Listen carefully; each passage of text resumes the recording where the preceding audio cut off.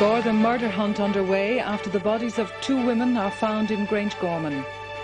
The British government relaxes Roisin McCalliskey's security classification. Unemployment figures fall again for the 7th consecutive month. And Michael Lowry says he's seriously considering running as an independent.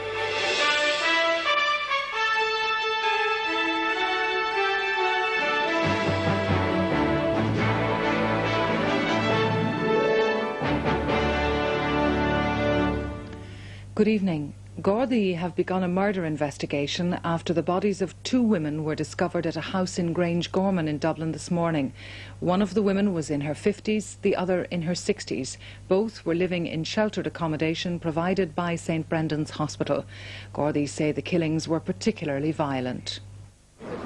The bodies of the 2 women, aged 57 and 61, were discovered just after 6 o'clock this morning by another 46-year-old woman who lived with them in the house across the road from St Brendan's Psychiatric Hospital in Grangegorman in Dublin. The bodies were found in separate rooms upstairs, one partially in the bed, in her own bedroom, the other lying in a pool of blood on the floor of her bedroom. Both women had been stabbed a number of times in the face and body. The area was sealed off as Garda technical experts examined the scene. The state pathologist, Dr. John Harbison, carried out a preliminary examination before the bodies were removed. The Garda launched a murder investigation and began combing the grounds of the hospital across the road for evidence. One of the windows in the house was broken, and Garda believe an intruder could have got in through it. Well, there is a window broken, a kitchen window broken on the ground floor at the back of the house. Now, that may or may not indicate that somebody entered the house through that window. We're not sure. This is a very early stage of the investigation. We're not sure, but it is certainly suspicious. The house, along with the 4 adjoining it, are owned by the Eastern Health Board and form a low-support hostel. The board said today the 3 elderly women who lived there had all at one stage an association with the psychiatric services and were receiving support from the Health Board.